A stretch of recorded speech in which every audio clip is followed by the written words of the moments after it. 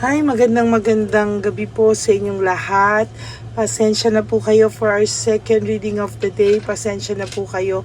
At ako po ay na-acid reflux, no? Kaya hindi po ako kaagad nakapagbigay sa inyo ng reading of the day kanina dahil po ako po ay na-acid reflux, no? Pasensyahan nyo na po. Kaya ngayon po ay ako po ay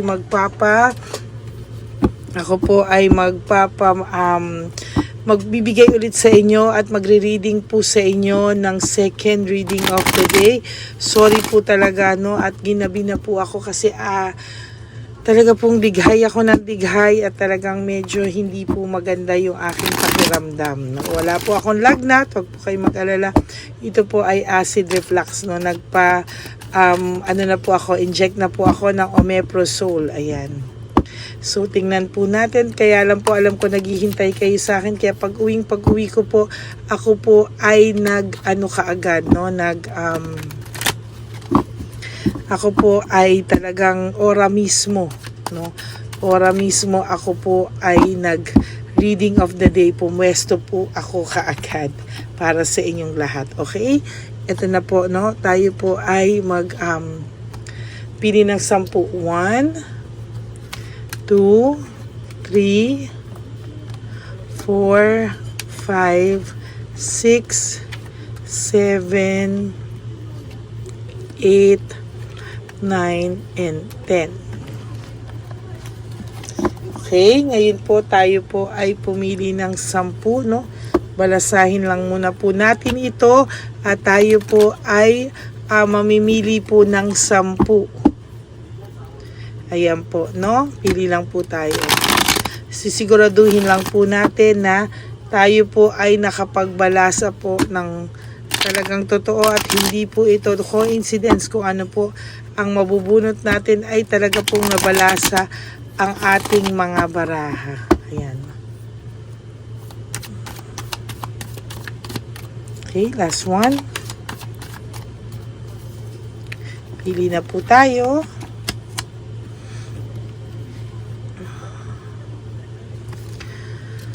1, 2, 3, 4,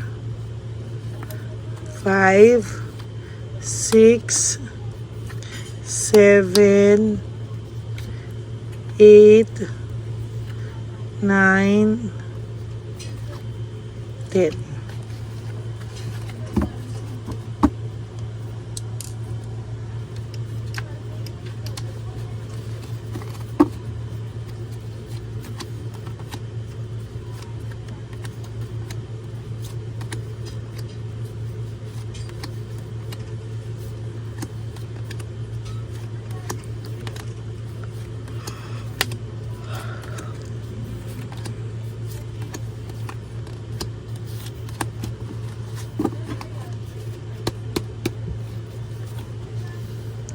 Confused and no right choice. Sa nakikita ko po ngayon, very, very confused po ang inyong person. Right at this very moment, nakakaramdam po siya ng pagkalito. Nalilito po siya sa mga nangyayari sa buhay niya ngayon at hindi po niya wala po siyang linaw, no, na nararamdaman sa mga oras na to. Litong-lito po siya at hindi niya po alam ang mangyayari sa mga susunod na araw. Lito din ang person mo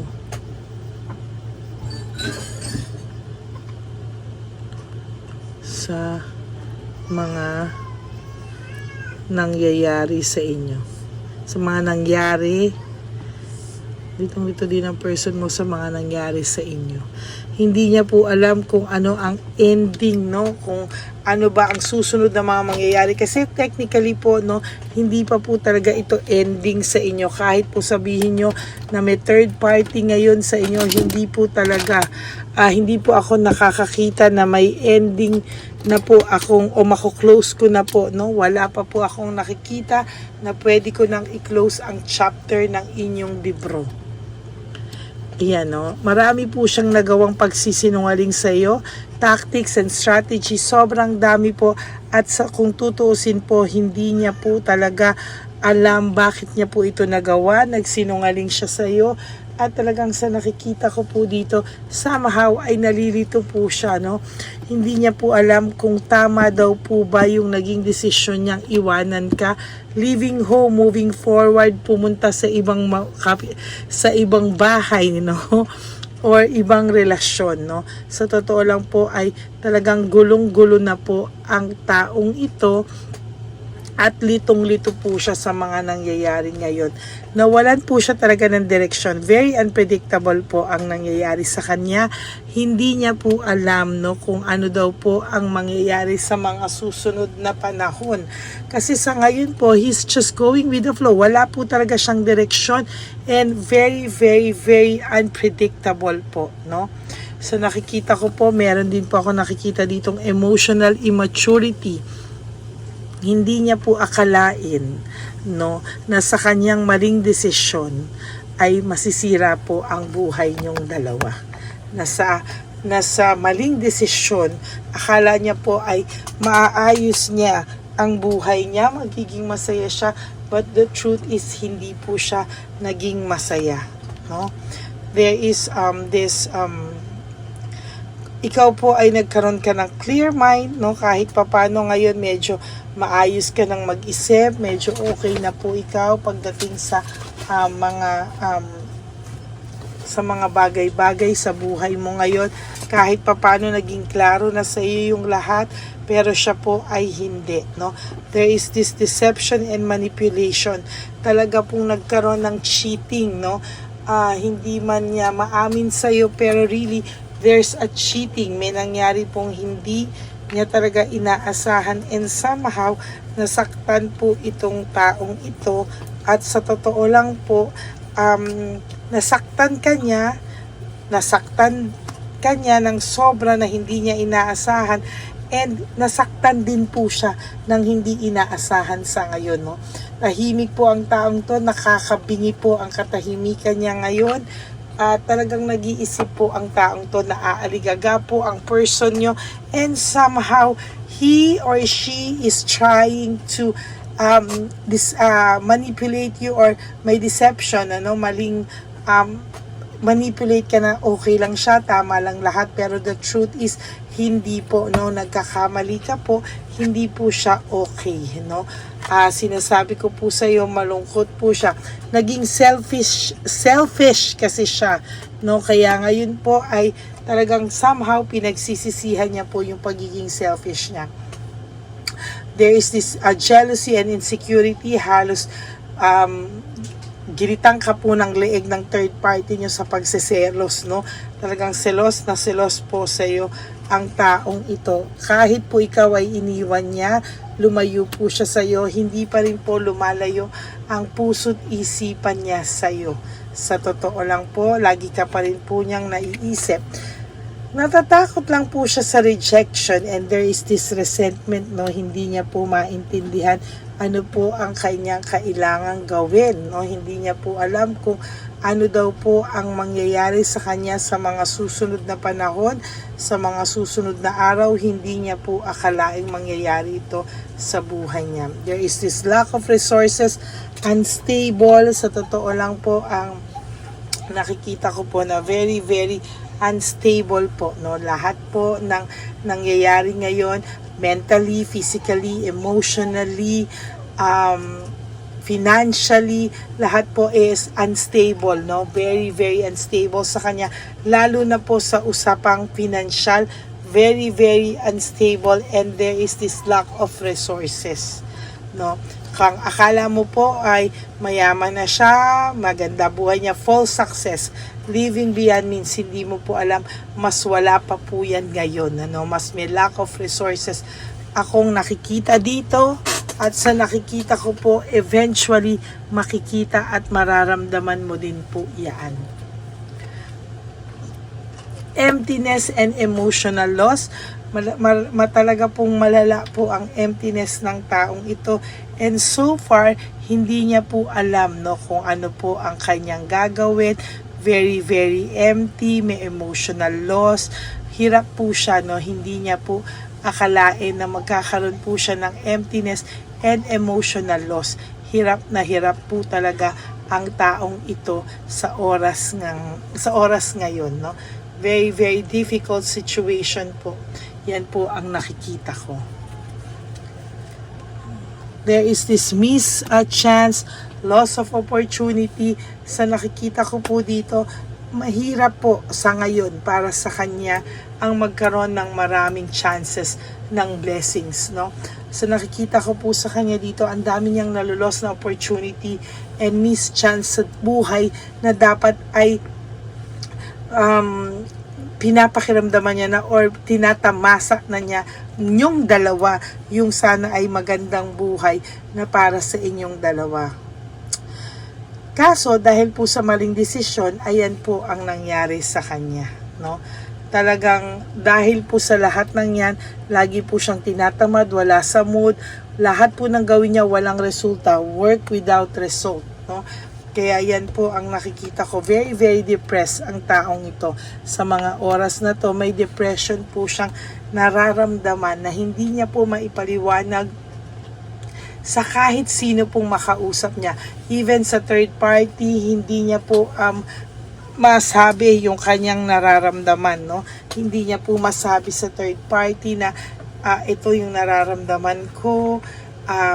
Wala po, hindi niya po ma-open, ano? Talagang ano lang po, nayayabangan na lang po niya yung mga tao na nasa mabuti siyang kalagayan, okay siya, para po at least sa nakikita ko po ay ayan, no, ganyan po ang nangyayari. Parang wala na lang po siyang i-explain pa sa mga tao, no? Kahit po sino ang magtanong sa kanya, sinasabi niya po na okay lang siya. Well, in fact, hindi po talaga siya okay, no? Yan po, lack of direction, ayan, no direction, unpredictable, lack of direction, conflict, no? Panay conflict po ang nararanasan ng taong ito sa ngayon. Malungkot po siya and technically po talagang hindi niya po alam kung ano po at saan siya magsisimula, paano po siya magiging okay, paano po siya magiging maayos, hindi niya po talaga alam, no? Sobra-sobra po yung kanyang nararamdamang sakit, pagkalito, gulong-gulo siya. Yan po kasi nangyari sa kanya. Litong-lito talaga ang person mo kung ano ba yung nangyari, no? Saan nagsimula ang lahat ng ito? No, bakit siya natukso? Bakit? Yan ang tanong niya po sa sarili niya. Lagi niya pong naiisip yung unity and partnership niya po, no?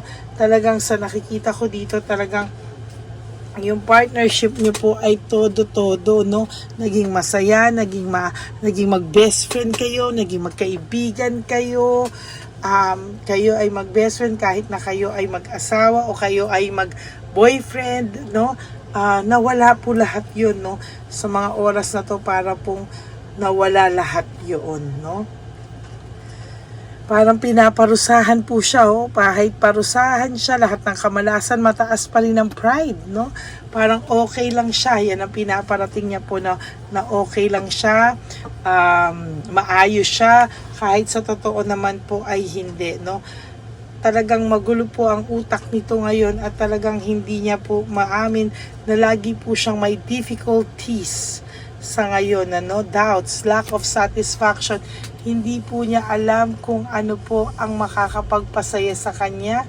Talaga pong cold heart and bitterness, no? Sa nakikita ko po sa kanya ngayon, very, very bitter po ang taong ito, no? At dinadamdam niya pa rin po ang inyong paghihiwalay. There is loss and separation, no? Sa inyong loss at sa inyong separation ay, ayan po, lungkot na lungkot pa rin po siya. That is for your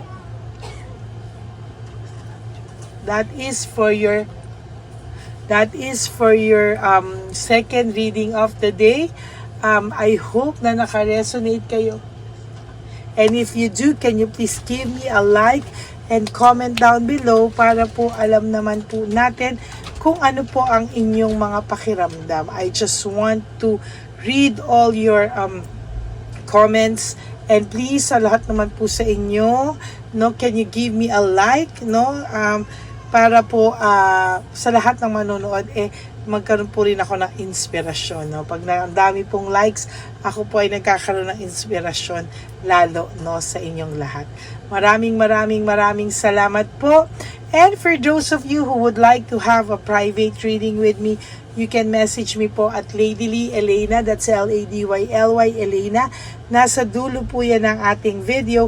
Diyan nyo lang po ako makokontak. That's my only official and legit FB account. Yan, maraming salamat po sa inyong lahat. And for those of you who would like to give me a super thanks for this video, I would really be thankful and grateful, no? Lalo na po, nag-iipon na po tayo para sa ating One Love a Day Christmas edition for our street lolos and lolas. Kung nakita nyo po yan, I hope na ma-feel at na-feel nyo din po yung saya during the times na nagbibigay tayo. Maraming salamat po sa inyong lahat. And sa aking mga ever loyal and solid Lady Elena friends, family and subscribers, alam ko po na hindi kayo nag-i-skip ng ating ads. Maraming salamat po. Malaki rin po ang matutulong niyan para po sa ating advocacy sa ating elderly, no? At mahal na mahal ko po kayong lahat na aking subscribers. I love you all from the bottom of my heart. Kaya ang pangako ko po sa inyo, kahit nasang lupalop mo ako ng daigdig, kahit nga po masakit na ang pakiramdam ko, masama pakiramdam ko, ang pangako ko po sa inyo, gagawa po ako ng paraan na makapag reading of the day sa inyong lahat. So maraming salamat po. And may God bless you all. Huwag po kayong malulungkot, ha. Ako po ay magbibigay sa inyo palagi ng reading of the day. Okay, God bless you all and I love you all from the bottom of my heart.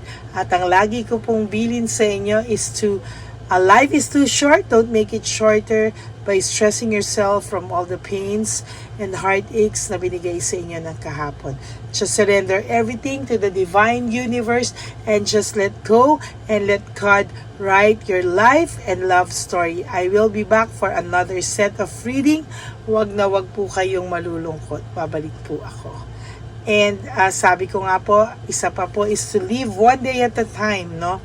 One day, lahat po ng mga payo ko na yan na just to live one day at a time. Huwag nyo muna po isipin na anniversary nyo, monthsary nyo, weeksary nyo, birthday mo, anniversary nyo talaga, Pasko, bagong taon, especially Valentine's Day. Wag nyo muna po yung pag-aksayahan ng pag-iisip ngayon, ano? You just focus on yourself. You wake up today, halimbawa po, tomorrow, you wake up tomorrow, do 3 things that will make you happy or make yourself busy, and then pilitin nyo po na wag siyang maisip. Gumawa po kayo ng bagay na makakapagpasaya sa inyo, and then sleep, and then tomorrow is another day.